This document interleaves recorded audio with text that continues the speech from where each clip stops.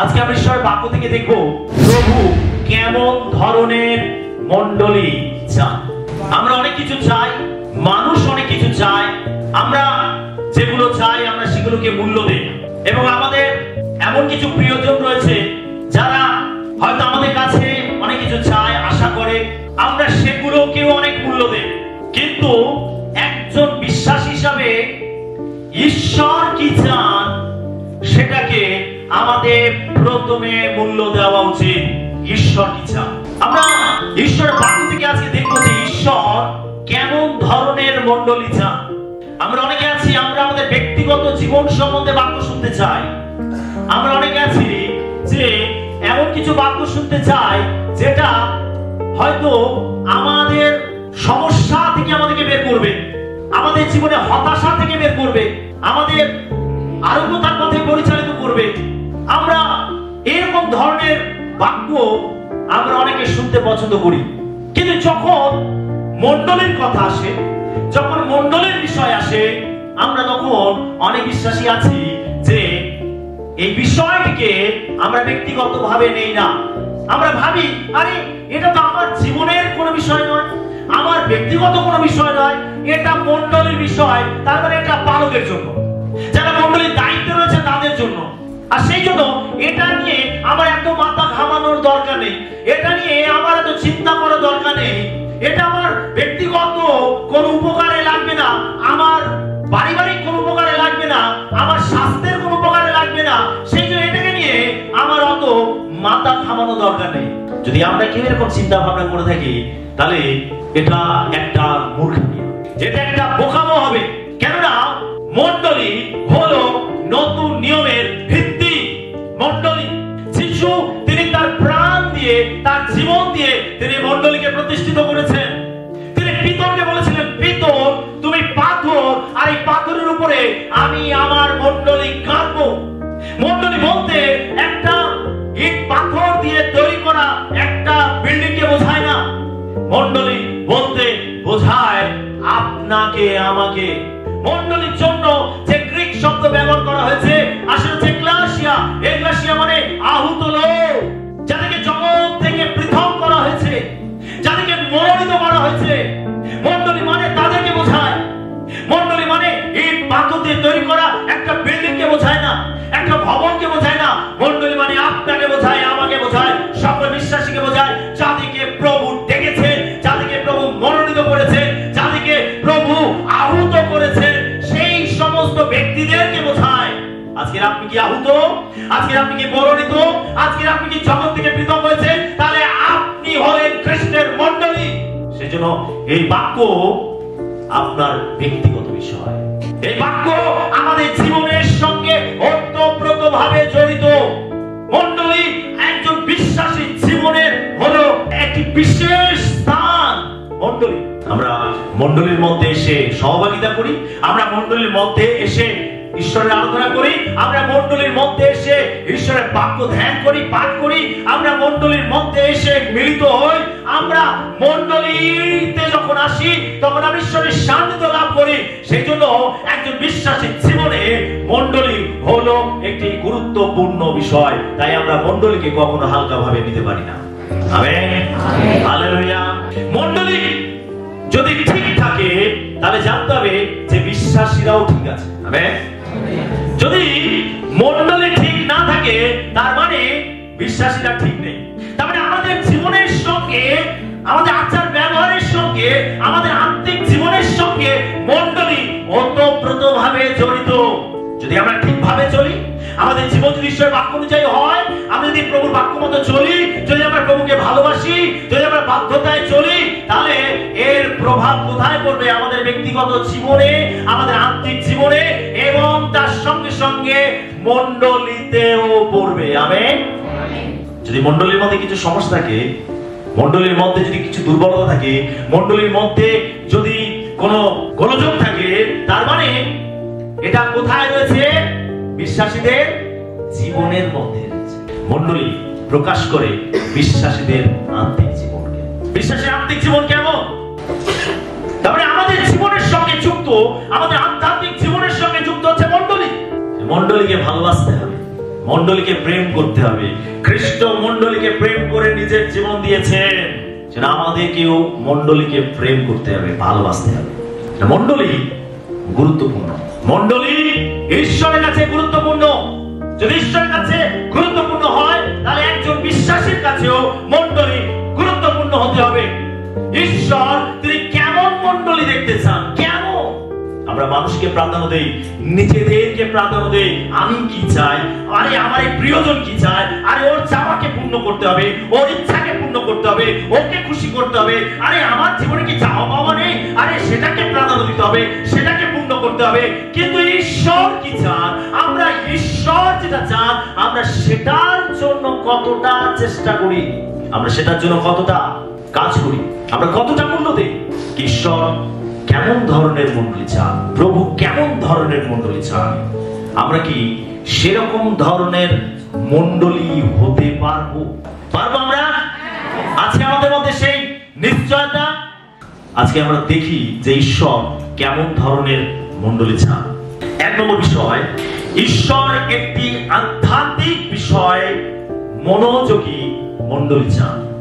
এমন একটা মণ্ডলী যারা আধ্যাত্মিক বিষয়কে বেশি প্রায়োরিটি দেবে, আধ্যাত্মিক বিষয়কে গুরুত্ব দেবে, যারা আধ্যাত্মিক বিষয় নিয়ে আলোচনা করবে, আধ্যাত্মিক বিষয় সম্বন্ধে ধ্যান করবে, আধ্যাত্মিক বিষয়গুলোকে তারা তাদের জীবনে প্রয়োগ করবে, তাদের জীবন হবে আধ্যাত্মিক। এই রকম আধ্যাত্মিক বিষয় মনোযোগী মণ্ডলী ঈশ্বর চান। আমরা দেখি যেমন হচ্ছে জেরুসালেম মণ্ডলী। আমরা বেরিতা 2:41 থেকে 47 পদ পাঠ করি। তখন যাহারা তাহার কথা গ্রাহ্য করিল, তাহারা বাপ্তাজিত হইল। তাহাতে সেই দিন কম বেশ 3000 লোক তাহাদের সহিত সংযুক্ত হইল। আর তাহারা প্রেরিতদের শিক্ষা ও সহভাগিতায়, রুটি ভাঙার ও প্রার্থনায় নিবিষ্ট থাকিল। তখন সকলের ভয় উপস্থিত হইল এবং প্রেরিতগণ কর্তৃক অনেক অদ্ভুত লক্ষণ ও চিহ্ন কার্য সাধিত হইত। আর যাহারা বিশ্বাস করিল, তাহারা সকলে একসঙ্গে সমস্তই সাধারণে রাখিত। আর স্থাবর অস্থাবর সম্পত্তি বিক্রয় করিয়া যাহার যেমন প্রয়োজন তদানুসারে সকলকে অংশ করিয়া দিত। আর তাহারা প্রতিদিন এক চিত্তে ধর্মধামে নিবিষ্ট থাকিয়া এবং বাটিতে রুটি ভাঙিয়া উল্লাসে ও হৃদয়ের সরলতায় খাদ্য গ্রহণ করিত। তাহারা ঈশ্বরের প্রশংসা করিত এবং সমস্ত লোকের প্রীতির পাত্র হইল। আর যাহারা পরিত্রাণ পাইতেছিল, প্রভু দিন দিন তাহাদিগকে তাহাদের সহিত সংযুক্ত করিতেন। আমেন। আমরা দেখতে পাই জেরুসালেম মণ্ডলী, যিশু তিনি শিষ্যদেরকে বলেছিলেন, পবিত্র আত্মা তোমাদের উপরে আসিলে তোমরা শক্তি প্রাপ্ত হইবে। বেরিত 1:8 পদে যিশু তিনি বলেছেন, পবিত্র আত্মা তোমাদের উপরে আসলে তোমরা শক্তি প্রাপ্ত হবে, আর তোমরা জেরুসালেম, সমুদ্রের জিউদিয়া, সামরিয়া এবং পৃথিবীর প্রান্ত পর্যন্ত আমার সাক্ষী হবে। তার মানে যখন পবিত্র আত্মা বেরিতের উপর নেমে আসবে, তারা কোথায় থেকে কাজ শুরু করবে? জেরুসালেম থেকে। আর তাই করেছিল, যখন পবিত্র আত্মা 120 জনের উপর নেমে এসেছিল 50 সপ্তমীর দিনে, তারা পবিত্র আত্মায় পূর্ণ হয়ে তারা জেরুসালেম থেকে শুরু করেছিল। আর এই জেরুসালেমে ছিল প্রথম মণ্ডলী, জেরুসালেমে ছিল আদি মণ্ডলী। আমরা যখন এই প্রথম মণ্ডলী বা এই আদি মণ্ডলীর দিকে তাকাই, আমরা কি দেখতে পাই? আমরা দেখতে পাই যে এই মণ্ডলীতে বিশ্বাসীরা যারা যিশুকে তাদের জীবনের ত্রাণকর্তা বলে গ্রহণ করেছিল, কতজন গ্রহণ করেছিল? 3000 লোক।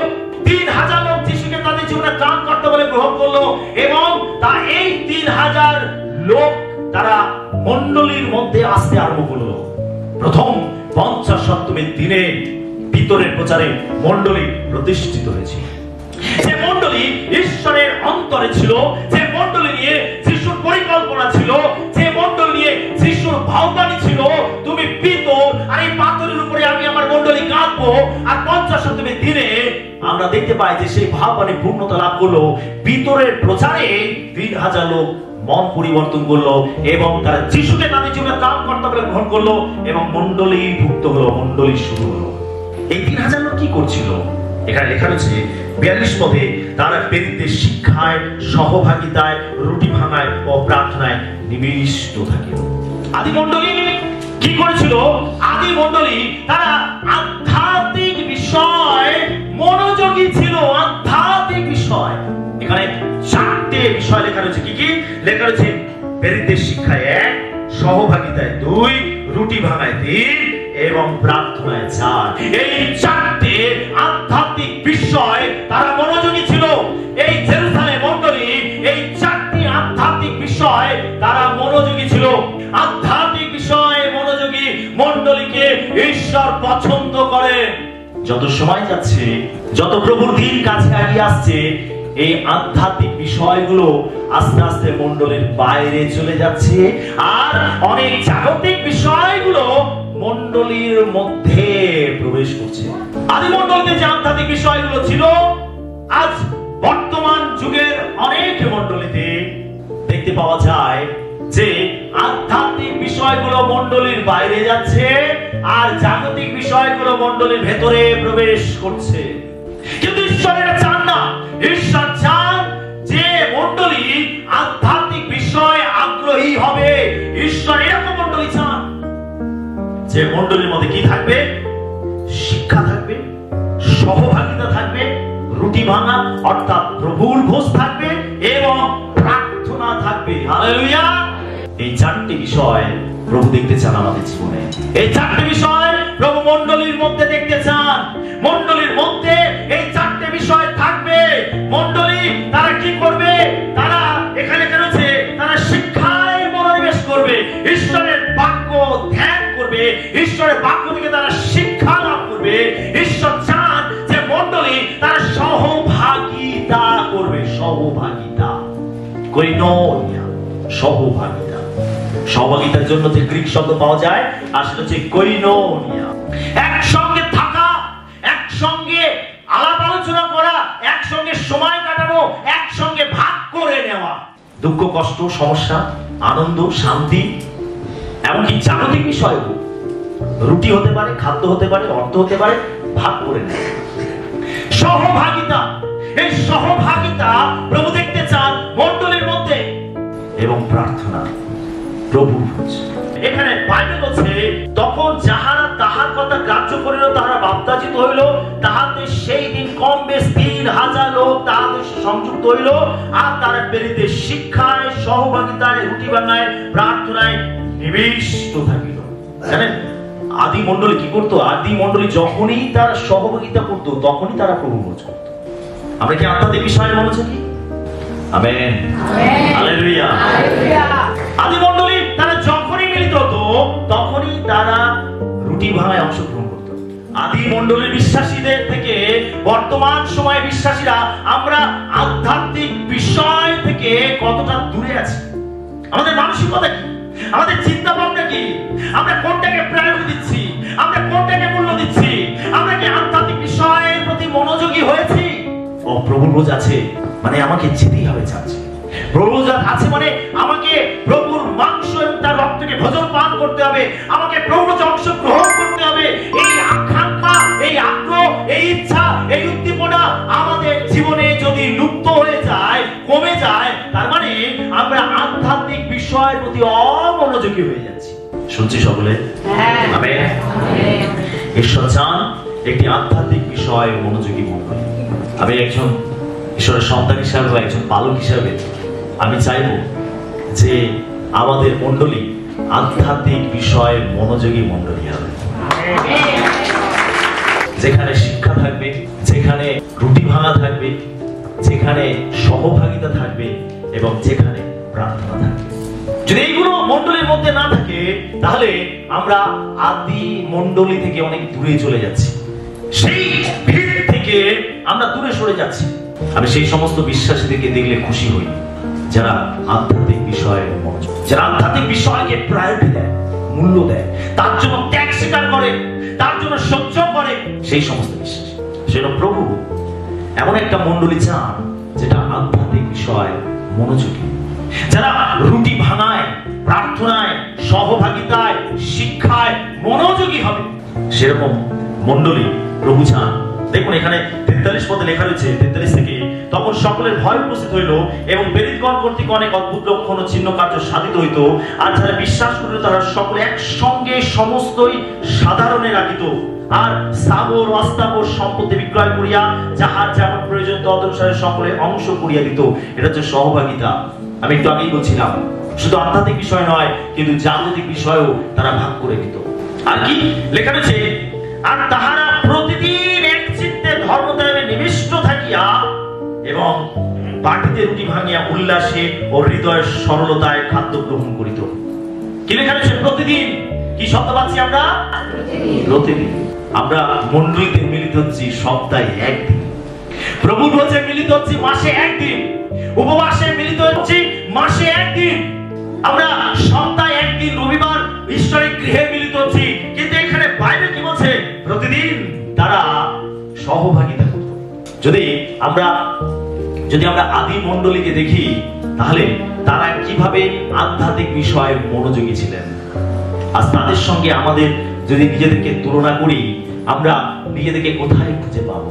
তাদের মধ্যে যে আগ্রহ, তাদের মধ্যে যে ইচ্ছা, তাদের মধ্যে যে আকাঙ্ক্ষা, তাদের থেকে আমাদের আধ্যাত্মিক জীবন কেমন? আমরা সপ্তাহে একদিনই আসতে পারি না, মাসে একবার আসতে পারি না। আমরা কতটা আধ্যাত্মিক বিষয়ে পিছিয়ে। ঈশ্বর কেমন মণ্ডলী চান? যে মণ্ডলী আধ্যাত্মিক বিষয়ে মনোযোগী। ঈশ্বর যেটা আপনার মধ্যে দেখতে চান, আসলে যে আধ্যাত্মিক বিষয়ে মনোযোগী হবেন আপনি। আধ্যাত্মিক বিষয়, জাগতিক বিষয় নয়।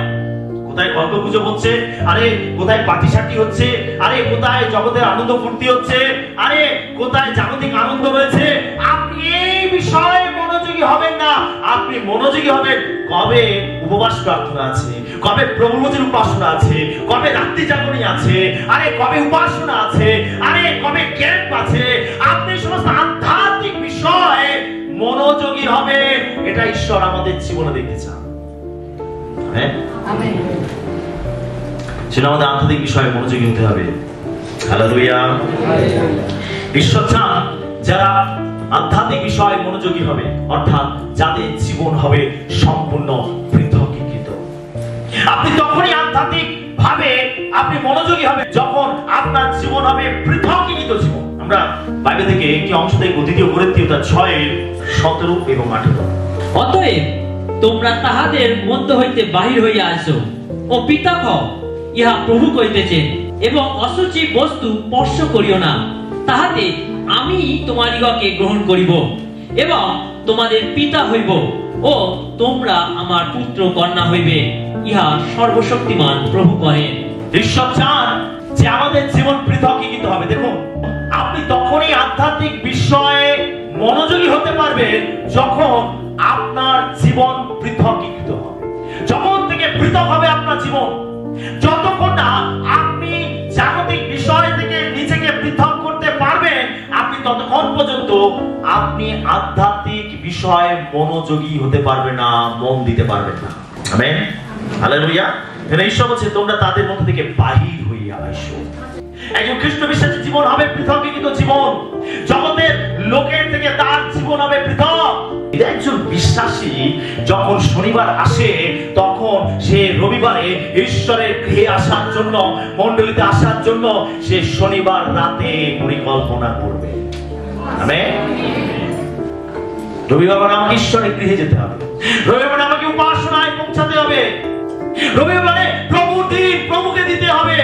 সারা সপ্তাহ আমি নিজের জন্য দিয়েছি, সারা সপ্তাহ আমার পরিবারের জন্য দিয়েছি, সারা সপ্তাহ আমি কাজকর্ম করেছি, সারা সপ্তাহ আমি রোজগার করেছি, কিন্তু রবিবার দিন প্রভুর দিন প্রভুকে দিতে হবে।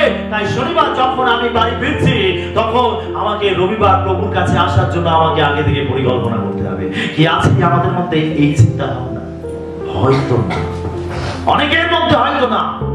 আমরা কখন ভাবি? যখন প্রভুর ভোজ আছে, ওই দ্বিতীয় রবিবার প্রভু আছে, দ্বিতীয় রবিবার যেতে হবে, শেষ রবিবার উপবাস প্রার্থনা আছে, শেষ রবিবার যেতে হবে। আমরা অজুহাত দেই কি, আমার অনেক দূরে বাড়ি, প্রত্যেক সপ্তাহে যাওয়া আমার পক্ষে সম্ভব নয়। কিন্তু যারা আধ্যাত্মিক বিষয়ে মনোযোগী, তারা প্রভুর কাছে দৌড়ে আসবে, প্রভুর দিনে তারা প্রভুর মন্দিরে উপস্থিত হবে। এটা হচ্ছে তাদের জীবন হচ্ছে পৃথকীকৃত জীবন। তারা রবিবার কাজ রাখবে না, রবিবার তারা জগতের আনন্দ ফুর্তিতে কাটাবে না, রবিবার তারা অন্য কোনো ব্যবসা বাণিজ্য করবে না, রবিবার তারা অন্য কোনো বিষয়ে আগ্রহ দেখাবে না, রবিবার তারা আধ্যাত্মিক বিষয়ের প্রতি মনোযোগী হবে, রবিবার প্রভুর দিন তারা প্রভুর মন্দিরে উপস্থিত হবে। এটা হচ্ছে পৃথকীকৃত জীবন। আর এই জীবন সবার মধ্যে হয় না। বিশ্বাসী প্রভু আমাদের এখন জীবন দেখতে চান, যাদের জীবন হবে সম্পূর্ণ পৃথকীকৃত জীবন, আধ্যাত্মিক বিষয়ে মনোযোগী। যদি আপনার জীবন পৃথক না হয়, জগতের লোক থেকে আপনার জীবন পৃথক না হয়, জাগতিকতা থেকে আপনার জীবন পৃথক না হয়, আপনি কখনো আধ্যাত্মিক বিষয়ে মনোযোগী হতে পারবেন না। Amen, hallelujah. কিভাবে আমরা আধ্যাত্মিক বিষয়ে মনোযোগী হব? যখন ঈশ্বরের বাক্যকে আমাদের হৃদয়ে গ্রহণ করব, তখনই আমরা আধ্যাত্মিক বিষয়ের প্রতি মনোযোগী হব। আমরা কলসীয় 3:16 পাঠ করি। খ্রিস্টের বাক্য প্রচুর রূপে তোমাদের অন্তরে বাস করুক। তোমরা সমস্ত বিজ্ঞতায় গীত, স্তোত্র ও আত্মিক সংকীর্তন দ্বারা পরস্পর শিক্ষা ও চেতনা দান করো। অনুগ্রহে আপন আপন হৃদয়ে ঈশ্বরের উদ্দেশ্যে গান করো। আমেন। কি বলছে? বেদপল কি বলছে? আর খ্রিস্টের বাক্য প্রচুর রূপে তোমাদের অন্তরে বাস করবে। কোথায় বাস করবে? আমাদের অন্তরে। খ্রিস্টের বাক্য প্রচুর পরিমাণে। খ্রিস্টের বাক্য যদি আমাদের অন্তরে বাস করে, খ্রিস্টের বাক্য যদি আমাদের হৃদয়ের মধ্যে থাকে, খ্রিস্টের বাক্যকে যদি আমরা গ্রহণ করি, তাহলে সেই বাক্য যেটা আপনি অন্তরে রাখবেন, যেটা আপনি গ্রহণ করবেন, সেই বাক্য আপনাকে ভেতর থেকে রূপান্তরিত করবে, ভেতর থেকে আপনাকে পরিবর্তন করবে। এই পরিবর্তন হলো চিরস্থায়ী পরিবর্তন, যেটা ভেতর থেকে হয়। আমেন। বাহ্যিকভাবে নয়। যদি আমরা বাহ্যিকভাবে সাজি, এটা আমাদের ভেতর থেকে পরিবর্তন করে না। কিন্তু যখন আমরা ঈশ্বরের বাক্যকে হৃদয়ের মধ্যে সঞ্চয় করি, খ্রিস্টের বাক্যকে প্রচুর পরিমাণে আমাদের হৃদয়ের মধ্যে গ্রহণ করি, এই বাক্য আমাদেরকে ভেতর থেকে সাজায়, ভেতর থেকে আমাদেরকে তৈরি করে, ভেতর থেকে আমাদেরকে বলবান করে।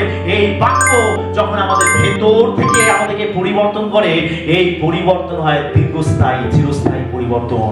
তখন আমরা আধ্যাত্মিক বিষয়ের প্রতি মনোযোগী হতে আরম্ভ করি। আমেন। খ্রিস্টের বাক্য আমাদের প্রচুর পরিমাণে গ্রহণ করতে হবে। যারা বাক্য ভালোবাসে, শুনুন ভালো করে, যারা বাক্য ভালোবাসে, যারা বাক্যকে প্রাধান্য দেয়, যারা বাক্য মতো চলে, তাদের জীবনই হয় পৃথকীকৃত জীবন। যারা বাহ্যিক ভাবে সেজে গুজে থাকে, যারা বাহ্যিক ভাবে দেখাতে চায়, তাদের পরিবর্তন ক্ষণস্থায়ী নয়, তার আবেগের বশে চলবে। কিন্তু যারা খ্রিস্টের বাক্যকে গ্রহণ করবে, যারা খ্রিস্টের বাক্য মতো চলবে, যারা খ্রিস্টের বাক্যকে তাদের হৃদয়ে রাখবে, তাদের যে পরিবর্তন, সেটা হলো আসল পরিবর্তন। সেটা আমাদের হৃদয়ে গ্রহণ করতে হবে। যদি আমার বাক্য তোমাদের মধ্যে থাকে এবং তোমরা আমাদের থাকো, তাহলে তোমাদের যা ইচ্ছা যাচনা করো, তোমাদের জন্য তাহা করা। তারপরে খ্রিস্টের বাক্য যখন আমাদের ভেতরে থাকবে, তখন আমরা খ্রিস্টের মধ্যে থাকব। কি হবে? যখন খ্রিস্টের বাক্য আমাদের ভেতরে থাকবে, তখন আমরাও খ্রিস্টের মধ্যে থাকব। যদি খ্রিস্টের বাক্য আমাদের মধ্যে না থাকে, তাহলে আমরাও খ্রিস্টের মধ্যে থাকতে পারবো না। খ্রিস্টের বাক্য আমাদের মধ্যে থাকবে, আমরা বাক্য মতো চলবো, বাক্য মতো জীবনযাপন করবো, আর এটা প্রমাণিত হবে যে আমি খ্রিস্টের মধ্যে আছি, খ্রিস্ট আমার জীবন দ্বারা প্রকাশিত হচ্ছে। আর এটাই আমাদেরকে জগৎ থেকে পৃথক করে, এটাই আধ্যাত্মিক বিষয়ের প্রতি আমাদের মনোযোগী করে। সেই জন্য খ্রিস্টের বাক্য প্রচুর পরিমাণে আপনার হৃদয়ে সঞ্চয় করুন, মজুত করুন। খ্রিস্টের বাক্য, হালেলুয়া, হালেলুয়া। খ্রিস্টের বাক্য সঞ্চয় করার জন্য, মজুত করার জন্য আপনি কতটা পরিশ্রম করেন, কতটা আগ্রহ আপনার। খ্রিস্টের বাক্য আপনার হৃদয়ে সঞ্চয় করার জন্য কতটা পরিশ্রম করেন, কি পরিশ্রম করেন, কতটা সময় ব্যয় করেন। আপনি কিভাবে ঈশ্বরের বাক্যের সঙ্গে সময় কাটান? আপনি কি প্রত্যেকদিন সময় কাটান, নাকি কখনো সখনো? আপনি কি খ্রিস্টের বাক্য সঞ্চয় করার জন্য চেষ্টা করেন, নাকি আপনি কিছুই করেন না? নিজেকে প্রশ্ন করুন। যদি আপনি করছেন না, তাহলে আপনি আধ্যাত্মিক বিষয়ের প্রতি মনোযোগী হতে পারবেন না। যদি আপনি করছেন না, তাহলে আপনার জীবন পৃথকীকৃত হবে না।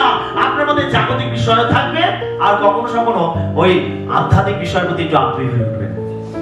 আর কিছু পরিবর্তন আপনার মধ্যে দেখতে পাওয়া যাবে না। যখন খ্রিস্টের বাক্য প্রচুর পরিমাণে আপনার হৃদয়ে আপনি সঞ্চয় করবেন, তখনই আপনার মধ্যে প্রকৃত পরিবর্তন দেখতে পাওয়া যাবে। ঈশ্বরের বাক্যই আমাদেরকে পরিবর্তন করে, ঈশ্বরের বাক্য। হালেলুয়া। আমি একটা গল্প বলেছিলাম, গল্পটা বলতে চাই, যদি শুনে থাকেন স্মরণে আসবে, যদি না শুনে থাকেন শুনুন।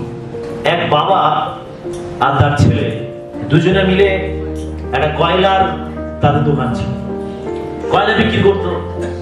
আর সেই বাবা প্রত্যেকদিন বাইবেল পড়তো, প্রত্যেকদিন বাইবেল পড়তো। আর ছেলেটা দেখতো যে বাবা কাজের ফাঁকে ফাঁকে ওই বাইবেলের মধ্যে মাথা গুছে বসে আছে।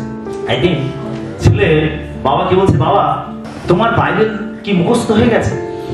আমি যখনই দেখি তুমি বাইবেল সবসময় পড়ছো, তাহলে এতদিনে তোমার মুখস্থ হয়ে যাওয়া উচিত, তোমার বাইবেল কি মুখস্থ হয়েছে? তখন বাবা বলছে যে না রে খোকা, বাইবেলটা এখন মুখস্থ হয়। বলছে তাহলে এত পড়ে কি লাভ?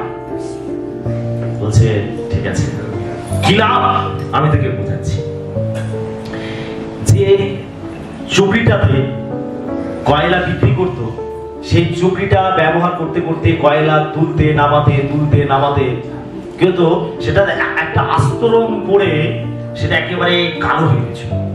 ছেলেটাকে দিয়ে বললো, ওই চুবড়িটা দিয়ে বললো যে খোকা ওই সামনে পুকুরটা থেকে চুবড়ি করে জল ফেলে নিয়ে। ছেলে বলছে চুবড়ি করে আমি কি করে জল তুলবো? আরে ডুবিয়ে তুললেই তো সব জল ঝরে পড়ে যাবে। ঠিক আছে চেষ্টা করো। তো বাবার কথা মতো ছেলে কি করলো, সামনের পুকুরে গেল আর চুবড়িটাকে যেই জলের মধ্যে ডুবিয়ে তোলে সেই সব জল ঝরে পড়ে যায়। ওইটা বারবার চেষ্টা করছে।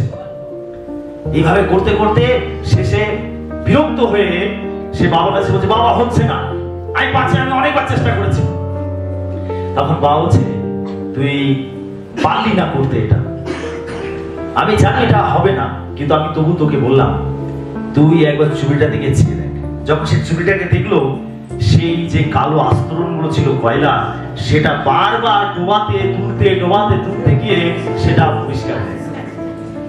তখন সেই বাবা বলছে, দেখ আমি বাইবেল পড়ছি, আমার হয়তো মনে থাকে না বা আমার হয়তো এখনো মুখস্থ হয়নি, কিন্তু আমি যত বেশি করে পড়বো, যত বেশি সময় কাটাবো, আমার মুখস্থ হোক আর না হোক, এটা আমার ভেতরকে পরিষ্কার করে। ঈশ্বরের বাক্য আমাদের মুখস্থ হোক আর না হোক, মনে থাকুক আর না থাকুক, আপনি হাল ছাড়বেন না। আপনি যত বেশি ঈশ্বরের বাক্য পড়বেন, ওটা আপনার স্মৃতিতে না থাকলেও ওটা আপনাকে ভেতর থেকে পরিষ্কার করবে, পরিবর্তন করবে, রূপান্তরিত করবে। ঈশ্বরের বাক্যের সঙ্গে আমাদের সময় কাটাতে হবে। প্রার্থনা কি করে? প্রার্থনা আমাদের জীবনে শক্তি নিয়ে আসে। প্রার্থনা আমাদের জীবনে কি নিয়ে আসে? শক্তি নিয়ে আসে। প্রার্থনা আমাদের জীবনে শক্তি নিয়ে আসে। আপনি যত বেশি প্রার্থনা করবেন, আপনি আধ্যাত্মিকভাবে শক্তিযুক্ত হবেন। কিন্তু আপনাকে যেটা পরিবর্তন করে সেটা হচ্ছে ঈশ্বরের জীবন্ত বাক্য। ঈশ্বরের বাক্য আমাদেরকে পরিবর্তন করে, প্রার্থনা আমাদেরকে শক্তিযুক্ত করে। সেটা আমাদের শক্তির প্রয়োজন আছে এবং আমাদের পরিবর্তনের প্রয়োজন আছে, রূপান্তরিত হওয়ার প্রয়োজন আছে। আর এটা তখনই সম্ভব যখন আমরা ঈশ্বরের বাক্যের কাছে আসবো। সেটা বাক্য আলাদা বিষয় এবং প্রার্থনা আলাদা বিষয়। আমাদের আধ্যাত্মিক জীবনের জন্য এই দুটি জিনিস অবশ্যই প্রয়োজন আছে, প্রার্থনা এবং ঈশ্বরের বাক্য।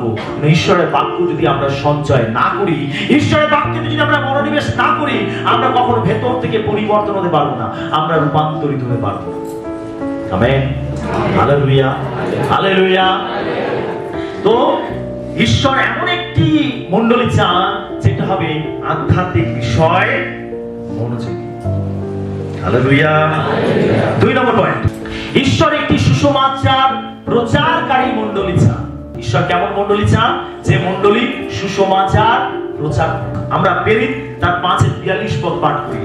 আর তাহারা প্রতিদিন ধর্মধামে ও বাটিতে উপদেশ দিতেন এবং যিশুই যে খ্রিস্ট, এই সুসমাচার প্রচার করিতেন, ক্ষান্ত হইতেন না। আদি মণ্ডলী তারা কি করতেন? প্রতিদিন কি লেখা রয়েছে? তারা প্রতিদিন ধর্মধামে ও বাটিতে উপদেশ দিতেন। আর কি করতেন? লেখা রয়েছে যিশুই যে খ্রিস্ট, এই সুসমাচার প্রচার করিতেন, ক্ষান্ত হইতেন না। আদি মণ্ডলী কি করতেন? আদি মণ্ডলী তারা সুসমাচার প্রচার করত, তারা লোকেদেরকে যিশুর কথা শোনাতো। লোকেদের কাছে সুসমাচার নিয়ে যেত। তারা যিশু যে খ্রিস্ট এর সম্বন্ধে লোকেদেরকে উপদেশ দিত, লোকেদেরকে শিক্ষা দিত। কোথায় লেখা রয়েছে? যে ধর্মধামে এবং বাটিতে। তারা ধর্মধামে, যেখানে তারা মান্ডলিক ভাবে মিলিত হতো, যেখানে এসে তারা উপাসনা করত, তারা ধর্মধামে অর্থাৎ ঈশ্বরের মন্দিরে এসে তারা করত, এবং বাড়িতে, বিশ্বাসীদের বাড়িতে তারা যেখানে মিলিত হতো, আর সেখানে তারা সুসমাচার প্রচার করত, লোকেদের মাঝে সুসমাচার দিত। লেখা রয়েছে তারা ক্ষান্ত হইতেন না। ঈশ্বরের একটা মন্ডলী চান যে মন্ডলী সুসমাচার প্রচার করবে, এইরকম মন্ডলী চান।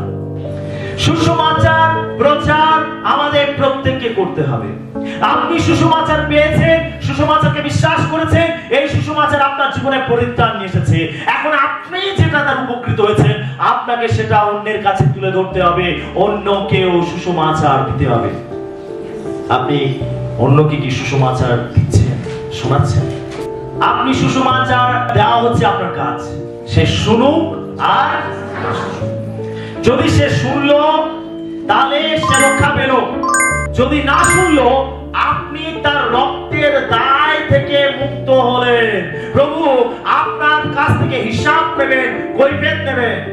তোমার কাছে সুযোগ ছিল, তুমি সুসমাচার দাওনি কেন? তুমি তাকে যিশু কথা শোনাওনি কেন? তাকে পরিত্রাণের বার্তা দাওনি কেন? আপনি সেদিনে বলতে পারবেন, প্রভু আমি দিয়েছি, সে গ্রহণ করে। গ্রহণ করুক আর না করুক, আমাদের কাজ আমাদেরকে করতে হবে। আমেন। আমাদেরকে চিন্তা করতে হবে, ভাবতে হবে, পরিকল্পনা করতে হবে। কেননা ঈশ্বর তিনি চান এরকম একটা মণ্ডলী, যে মণ্ডলী সুসমাচার প্রচার করবে, সেরকম মণ্ডলী চান।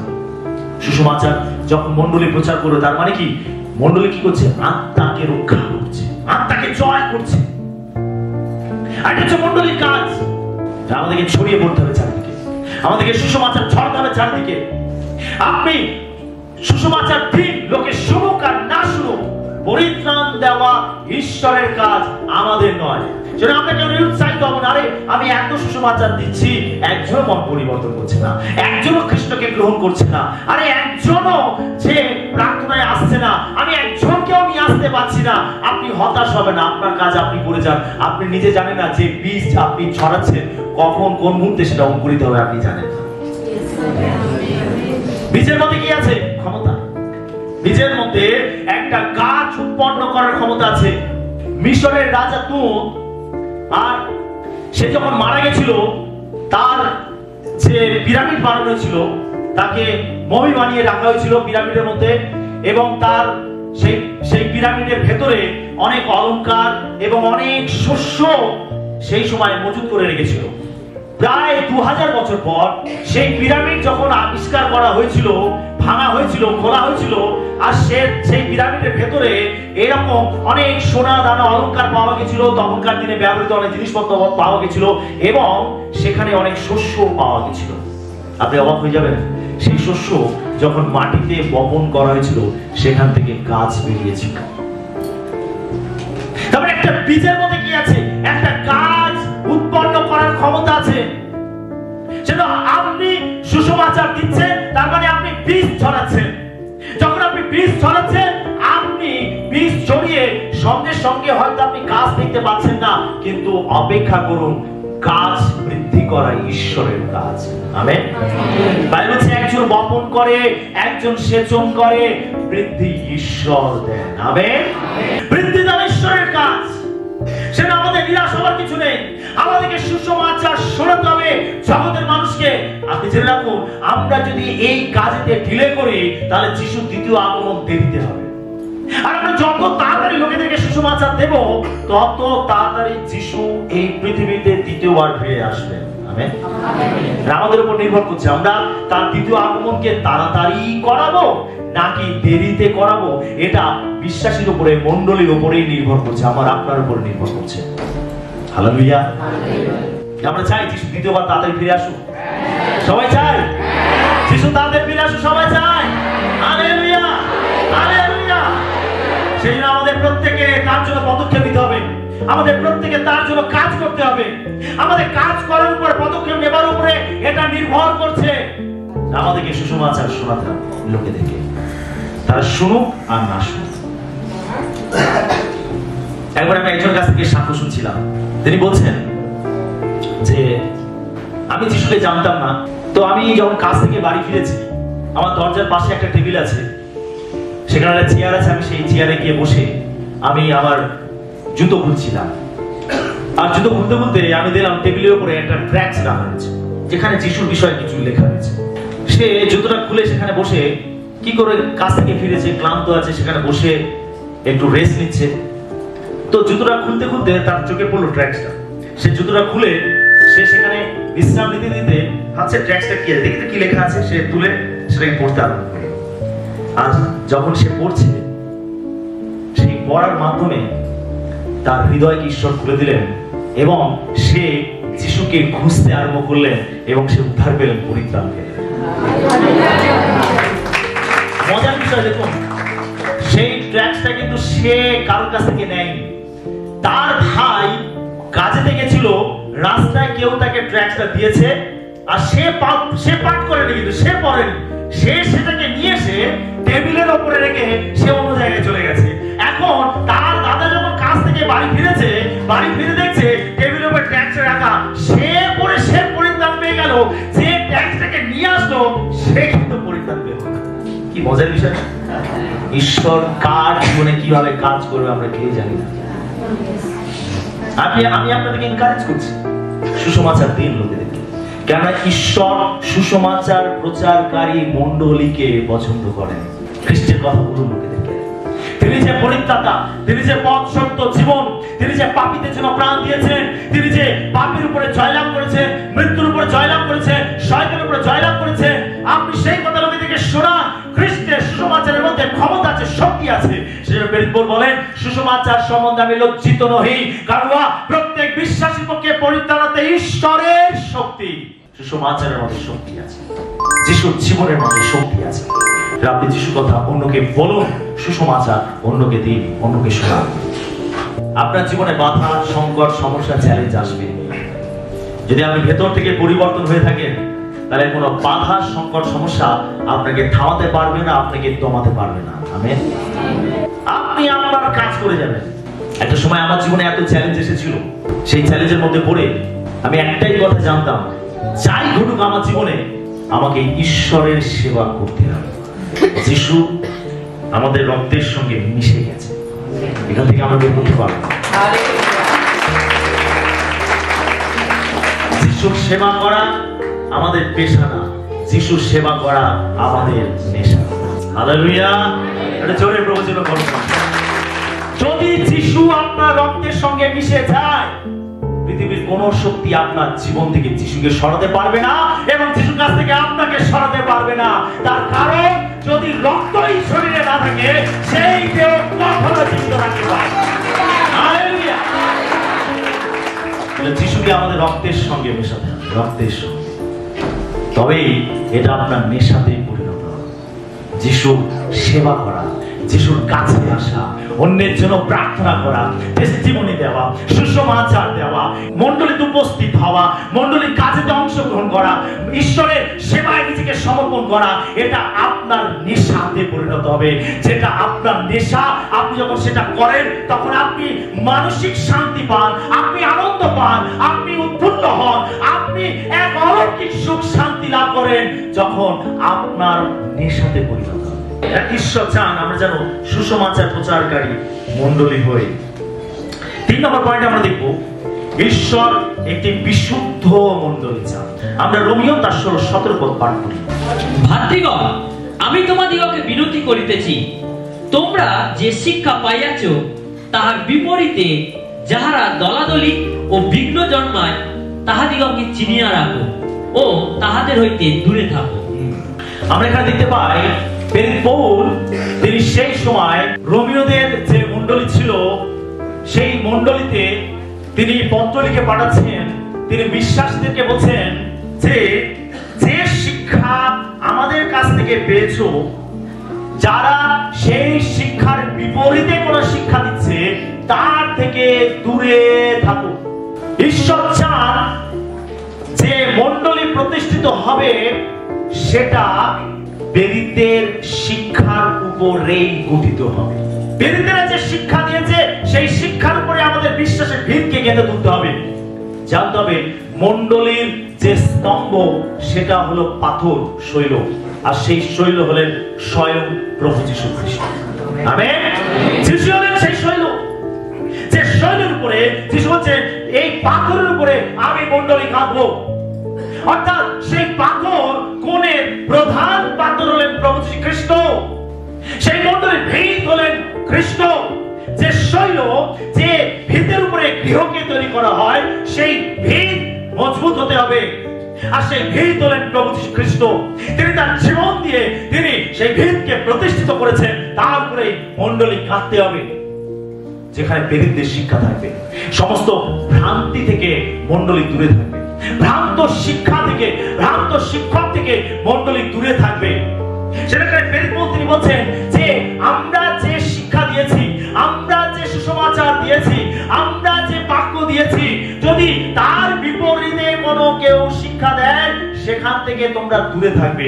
অর্থাৎ মণ্ডলীর মধ্যে কি থাকবে? বিশুদ্ধ শিক্ষা, সঠিক শিক্ষা। সেটা মণ্ডলী, ঈশ্বর এমন একটা মণ্ডলী চান যে মণ্ডলী হবে বিশুদ্ধ, সঠিক শিক্ষায় চলবে।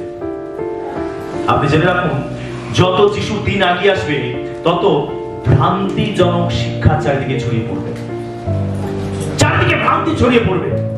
কেউ বলবে মাতা ঈশ্বর, কেউ বলবে গুরু, যিশু গুরু, কেউ বলবে এই দিন পালন করতে হবে, কেউ বলবে যিশু দাদা। বিভিন্ন ভ্রান্তিজনক শিক্ষা চারিদিকে ছড়িয়ে পড়েছে। আর সেই বাইবেল বলে সকল আত্মাকে বিশ্বাস করো না, কিন্তু আত্মা সকলে পরীক্ষা করে নাও যে সেটা ঈশ্বর থেকে না শয়তান থেকে। আমাদের ভালো করে যাচাই করতে হবে, আমাদের যাচাই করতে হবে। সেই জন্য ঈশ্বরের বাক্যের জ্ঞান আমাদের প্রয়োজন আছে, ঈশ্বরের বাক্যের জ্ঞান আমাদের প্রয়োজন আছে। যদি ঈশ্বরের বাক্যের জ্ঞান না থাকে, তাহলে সহজেই একজন বিশ্বাসী, সহজ সরল বিশ্বাসী, যার বাক্য সম্বন্ধে নলেজ নেই, সে সহজেই বিভ্রান্ত হয়ে যাবে। তাই আমাদের ঈশ্বরের বাক্যেতে চলতে হবে, ঈশ্বরের বাক্যের সঙ্গে সময় কাটাতে হবে, ঈশ্বরের বাক্য থেকে সঠিক শিক্ষাকে লাভ করতে হবে, যাতে সমস্ত ভ্রান্তিজনক শিক্ষা থেকে আমরা নিজেরা রক্ষা পেতে পারি। যদি আমরা রক্ষা পাই, তাহলে মণ্ডলীও রক্ষা পাবে। আমেন। তাই ঈশ্বর এমন মণ্ডলী চান যেখানে বিশুদ্ধ শিক্ষা থাকবে। আমরা বেদিদেরকে দেখতে পাই, তারা যে শিক্ষা দিয়েছিল সেই শিক্ষার উপরেই মণ্ডলী প্রতিষ্ঠিত হয়েছিল। যখনই কোনো ভ্রান্তিজনক শিক্ষা মণ্ডলীর মধ্যে গিয়ে প্রচার করত, তখনই বেদিদেরা তাদেরকে বহিষ্কার করত এবং বিশ্বাসীদেরকে প্রোটেকশন দিত, বিশ্বাসীদেরকে সঠিক শিক্ষা দিত, যাতে তারা ভ্রান্ত না হয়। সেজন্য এমন একটা মণ্ডলী প্রভু চান যেটা হবে বিশুদ্ধ মণ্ডলী, যেখানে সঠিক শিক্ষা থাকবে, সঠিক শিক্ষা থাকবে, বাইবেল ভিত্তিক শিক্ষা থাকবে। সেই জন্য আমাদের সঠিক শিক্ষাকে গ্রহণ করতে হবে। আমরা 4 নম্বর যে পয়েন্ট, শেষ পয়েন্ট আমি আলোচনা করবো, সেটা হচ্ছে ঈশ্বর একটি শান্তিপূর্ণ মণ্ডলী চান। বাইবেল আমাদেরকে শান্তির অনুসন্ধান করতে বলে। 1 করিন্থীয় 14:33 পদ। কেননা ঈশ্বর গোলযোগের ঈশ্বর নহেন, কিন্তু শান্তি। বাইবেল কি বলছে? ঈশ্বর হলেন শান্তির ঈশ্বর। ঈশ্বর কেমন ঈশ্বর? সকলে বলি কেমন ঈশ্বর? শান্তির ঈশ্বর। ঈশ্বর হলেন শান্তির ঈশ্বর। যেখানে অশান্তি, যেখানে গোলযোগ, বিবাদ, দলাদলি, সেখানে ঈশ্বরকে পাওয়া যায় না। যেখানে শান্তি আছে, সেখানে ঈশ্বরকে পাওয়া যায়। কারণ ঈশ্বর হলেন শান্তির ঈশ্বর, তিনি গোলযোগের ঈশ্বর নন। যেখানে গোলযোগ হবে, আপনি সেখানে শান্তি হারাবেন। আপনি যেখানে শান্তি হারাবেন, সেখানে ঈশ্বরকেও হারাবেন। যেখানে শান্তি আছে, সেখানে ঈশ্বর আছে। তার কারণে ঈশ্বর হলেন শান্তির ঈশ্বর। ঈশ্বর শান্তি পছন্দ করেন। সেটা মণ্ডলীর মধ্যে সবসময় শান্তি বজায় রাখতে হবে। যদি মণ্ডলীর মধ্যে বিবাদ, দলাদলি, ঈর্ষা, প্রতিযোগিতা তৈরি হয়, তাহলে শান্তি নষ্ট হবে এবং ঈশ্বরও সেখান থেকে চলে যাবে। আমাদের শান্তি ধরে রাখতে হবে। আপনার ব্যক্তিগত জীবনও শান্তি ধরে রাখবেন। ঈর্ষা, মারামারি, প্রতিযোগিতা এসবের মধ্যে যাবেন না। এমন একটা বাতাবরণ তৈরি করবেন যেখানে সবসময় শান্তি বজায় থাকে। যেখানে শান্তি থাকবে, সেখানে ঈশ্বর থাকবে। অনেক সময় এমন পরিস্থিতি আসে যেখানে আমরা খুব উত্তেজিত হয়ে যাই। কিন্তু আমাদের সেগুলোকে নিয়ন্ত্রণে রাখা উচিত। আমরা যেন শান্তি নষ্ট না করি, শান্তিকে না হারাই। যদি আমরা শান্তিকে হারাই তাহলে আমরা ঈশ্বরের উপস্থিতিও হারাবো।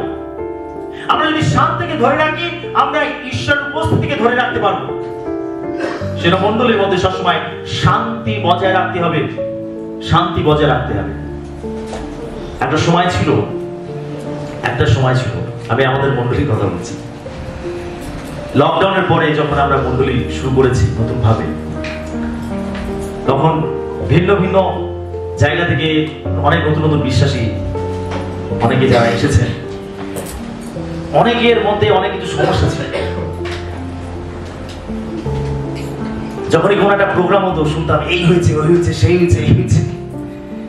কিন্তু আস্তে আস্তে আস্তে আস্তে আস্তে অনেক কিছু পরিবর্তন হয়েছে এবং আমরা অনেক কিছু অভ্যস্ত হয়েছি এবং আমাদের মণ্ডলীর মধ্যে একটা শান্তি শৃঙ্খলা ফিরে এসেছে।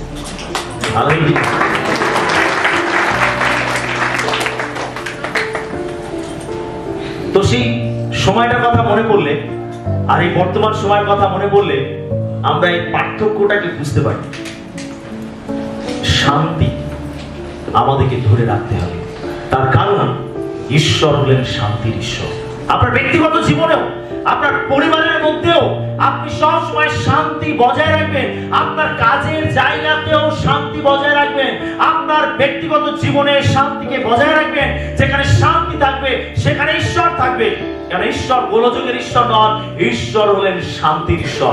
যেখানে গোলযোগ, দলাদলি, বিবাদ, ঈর্ষা, প্রতিযোগিতা, সেখানে ঈশ্বর থাকবে না। যেখানে শান্তি থাকে, শান্তি রাখতে গেলে কি করতে হবে? আমাদেরকে প্রেম করতে হবে। শান্তি রাখতে গেলে একে অন্যকে ক্ষমা করতে হবে। শান্তি বজায় রাখতে গেলে একে অন্যকে মানিয়ে নিয়ে চলতে হবে, তবেই শান্তি থাকবে। আমাদের শান্তি অন্যের জীবনেও শান্তি নিয়ে আসবে। যদি আমরা অশান্ত হই তাহলে আমাদের সঙ্গে যারা থাকবে তারাও অশান্তিতে ভুগবে। সেটা আমাদের শান্তিতে থাকতে হবে। কারণ ঈশ্বর গোলযোগের ঈশ্বর নন, ঈশ্বর হলেন শান্তির ঈশ্বর। তাই আপনার পরিবারে শান্তি বজায় রাখুন, আপনার ব্যক্তিগত জীবনে শান্তি বজায় রাখুন এবং মণ্ডলীর মধ্যেও শান্তি বজায় রাখুন। কারণ ঈশ্বর তিনি সেই মণ্ডলীকে পছন্দ করেন যে মণ্ডলীর মধ্যে শান্তি রয়েছে, যে মণ্ডলীর মধ্যে দলাদলি রয়েছে, মণ্ডলীর মধ্যে ভাগাভাগি, এক দল পাস্টারের পক্ষে আর এক দল পাস্টারের বিপক্ষে, এরকম আছে মণ্ডলী। প্রতিযোগিতা, বিশ্বাসের মধ্যে প্রতিযোগিতা, কে শ্রেষ্ঠ হতে পারে, এই সমস্ত বিষয়গুলো যখন ঘটবে তখন মণ্ডলীর মধ্যে শান্তি হারাবে। আর যেখানে গোলযোগ বিবাদ থাকবে সেখানে ঈশ্বর থাকবে না। তাই ঈশ্বর সেই মণ্ডলীকে পছন্দ করেন যে মণ্ডলীর মধ্যে শান্তি বজায় থাকে। তাই আমাদের মণ্ডলীতে যদি প্রভুর উপস্থিতি চাই আমরা, তাহলে আমাদের মণ্ডলীতে শান্তি বজায় রাখতে হবে। আমেন। কি আমরা মণ্ডলীতে শান্তি বজায় রাখবো? মণ্ডলীর মধ্যে যা কিছু নিয়ম শৃঙ্খলা আমাদেরকে পালন করতে হবে যাতে আমাদের মণ্ডলী শান্তিপূর্ণ মণ্ডলী হতে পারে, যাতে মানুষ মণ্ডলীর মধ্যে এসে শান্তি খুঁজে পায়। আমেন। তাই আমাদেরকে শান্তি ধরে রাখতে হবে, তবেই সেটা মণ্ডলীর মধ্যে শান্তি থাকবে। আমেন। সেজন্য ঈশ্বর তিনি কিরকম ধরনের মণ্ডলী চান আমরা দেখলাম চারটে পয়েন্ট। এক নম্বর পয়েন্ট কি দেখলাম? ঈশ্বর একটি আধ্যাত্মিক বিষয়ে মনোযোগী মণ্ডলী চান। দুই নম্বর বিষয়, ঈশ্বর একটি সুসমাচার প্রচারকারী মণ্ডলী চান। তিন নম্বর বিষয়, ঈশ্বর একটি বিশুদ্ধ মণ্ডলী চান। এবং চার নম্বর বিষয়, ঈশ্বর একটি শান্তিপূর্ণ মণ্ডলী চান। কি আমাদের ক্রাইস্ট অ্যাম্বাসেডর চার্চ এরকম হতে পারবে তো? ঈশ্বর যে মণ্ডলী দেখতে চান সেই লিস্টের মধ্যে যেন আমাদের ক্রাইস্ট অ্যাম্বাসেডর চার্চ থাকতে পারে। হালেলুয়া। যদি আমরা ঠিক ভাবে চলি তাহলে ওই লিস্টের মধ্যে আমাদের চার্চের নাম থাকবে। প্রভুরাতে যে লিস্ট থাকবে সেই লিস্টের মধ্যে আমাদের চার্চের নাম থাকবে। Hallelujah, hallelujah. আর যদি আমরা ভুল ভাবে চলি তাহলে আমরা খুঁজবো, আরে আমাদের চার্চের নামটা গেল কোথায়। সেই জন্য প্রিয় বিশ্বাসী, প্রিয় মণ্ডলী, ঈশ্বর যেমন দেখতে চান আমরা যেন তেমন হই। আসলে আমরা প্রত্যেকে চোখ বন্ধ করি এবং আমাদের মণ্ডলীর জন্য প্রার্থনা করি। মণ্ডলী হলো দেহ, খ্রিস্টের দেহ, তার অঙ্গ প্রত্যঙ্গ আমরা। তাই অঙ্গ প্রত্যঙ্গ হিসাবে আমাদের যে দায়িত্ব, আমাদের যে কর্তব্য মণ্ডলীর প্রতি, আমরা যেন সেগুলোকে পালন করি, রক্ষা করি, মেনটেন করি। আসুন আজকে আমরা আমাদের মণ্ডলীকে প্রকাশ করি।